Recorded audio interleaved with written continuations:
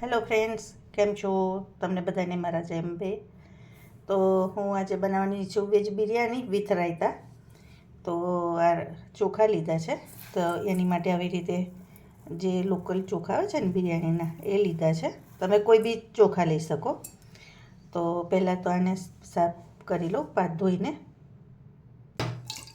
તો ફ્રેન્ડ્સ, આમાં હવે પાણી એડ કરી દઈશું. આ થોડું ગરમ પાણી છે અને આ ચોખા એમાં એડ કરી દેવાના.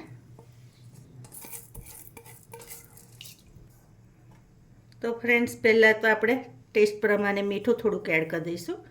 અત્યારે હું થોડુંક જ એડ કરીશ, પછી બીજું હું થોડુંક જ્યારે પુલાવ બનાવીશ ને ત્યારે કરીશ, બરાબર. હવે આ થોડાક ખડા મસાલા લીધા છે. આ કાળા મરી છે, ચકરી ફૂલ છે, તજ છે, લવિંગ છે, જાવંત્રી છે અને દગડ ફૂલ છે. આ બધું જ અંદર એડ કરી દઈશ.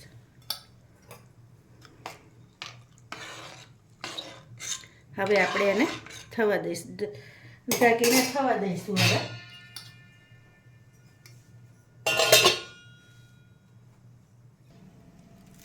તો ફ્રેન્ડ્સ, આ વેજીટેબલ લઈ લીધા છે. તમે આનાથી વધારે તમારી પાસે હોય ને, જેમ કે બ્રોકલી છે, ટીંડોળા છે, એવું જ તમારે એડ કરવું હોય ને તો તમે કરી શકો.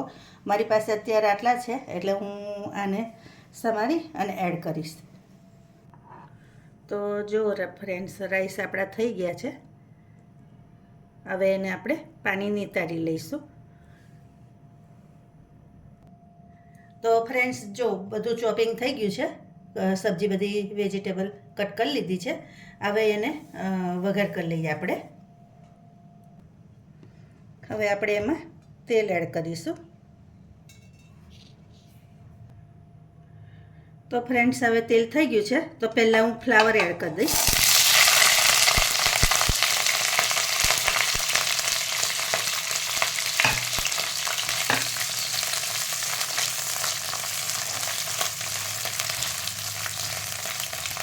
આને થોડુંક કૂક થવા દઈશ, પછી બીજા વેજીટેબલ એડ કરીશ.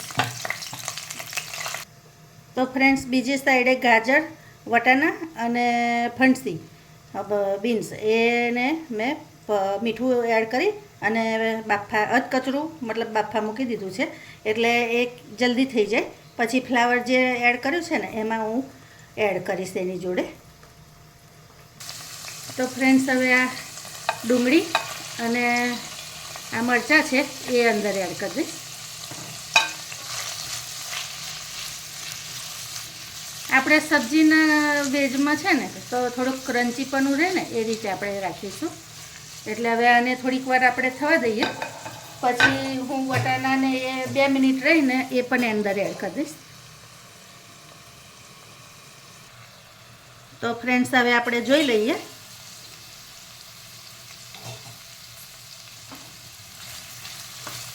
તો ડુંગળી જો ચડી ગઈ છે થોડી. એટલે હવે આપણે એમાં જે મેં વેજીટેબલ ગાજર, ફણસી ને વટાણા બાફા મૂક્યા હતા ને એ હવે આમાં એડ કરી દઈશ.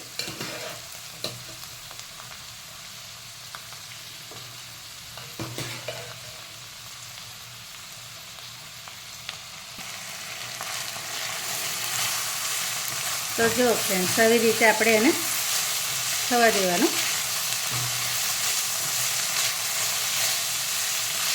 હવે આમાં આપણે મસાલા એડ કરી દઈશું.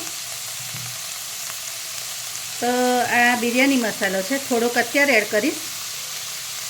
અને બિરયાની ને પુલાવ બેમાંથી તમારી પાસે જે હોય ને એ એડ કરી દેવાનો. આ ખડા મસાલા છે અને આદુ લસણની પેસ્ટ છે, એ એડ કરી દઈશ. ખડા મસાલા પહેલાં હોય મેં એડ કર્યા હતા, એ પણ મેં કાઢ્યા નહીં, અંદર રવા જ દીધા, કારણ કે મને એની ફ્લેવર ગમે છે. એટલે તમને ઓછું તીખું ને એવું ગમતું હોય ને તો તમે સ્કીપ કરી શકો. અને મીઠું બાફામાં એડ કર્યું હતું, એટલે અત્યારે હું બાફા ફરી એડ નહીં કરું. હવે સીધું રાઈસમાં કરીશ, રાઈસ સાથે, બરાબર. હવે થોડુંક તીખું મરચું એડ કરી દઈશ. ઓપ્શનલ છે, તમારે એડ કરવું હોય તો કરજો, નહીં તો મસાલા પેલા જે નાખ્યા છે ને એનાથી થોડુંક તીખાશ આવી જશે.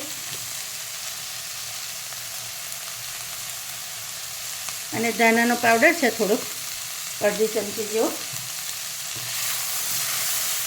હવે તમારે ફૂલ તાપે આને આવી રીતે થવા દેવાનું. હવે આ શેકાઈ ગયું. હવે ગેસની ફ્લેમ ધીમી કરી દેવાની અને હવે આપણે રાઈસ એડ કરી દઈશું અંદર.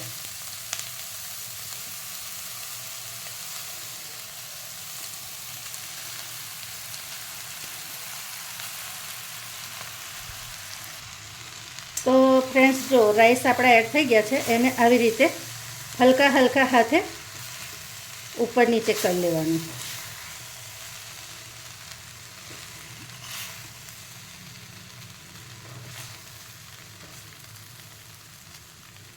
વેજીટેબલને એવું કેવું તમારા ટેસ્ટ પ્રમાણે તમે વધઘટ કરી શકો, બરાબર ને? કારણ કે કોઈને વધારે ટેસ્ટ એનો મસાલાનો ટેસ્ટ ગમતો હોય, કોઈને ઓછો ગમતો હોય. ગેસ્ટ આવવાના હોય ને ત્યારે તમે એડ કરો ને તો એમાં કાજુ પણ એડ કરી શકો, દ્રાક્ષ એડ કરી શકો. હવે આની પર હું મીઠું એડ કરી દઈશ અને પેલો મસાલો થોડોક જે આપણે રાખ્યો હતો ને એ પણ થોડોક એડ કરી દઈશ. તમે આ રીતે બનાવી જોજો, ખરેખર બહુ સરસ લાગે છે. સ્વાદ માટે મીઠું, મીઠા વગર ટેસ્ટ અધૂરો હે ને. હવે ફરીથી એને હલકા હલકા હાથે ભેગું કરી લેવાનું આવી રીતે. તો ફ્રેન્ડ્સ જુઓ, આપણો પુલાવ, વેજ પુલાવ તૈયાર છે. જોડે બીટ અને ગાજરનું રાયતું બનાવ્યું છે, જેની રેસીપી હું નેક્સ્ટ વિડીયોમાં આપીશ. તો તમને મારી રેસીપી કેવી લાગે છે ચોક્કસથી કહેજો, બરાબર? લાઇક, શેર, સબસ્ક્રાઈબ કરવાનું તો બિલકુલ ના ભૂલતા. અને ફરી આપણે એક નવી રેસીપી સાથે ફરી મળીશું. Thank you.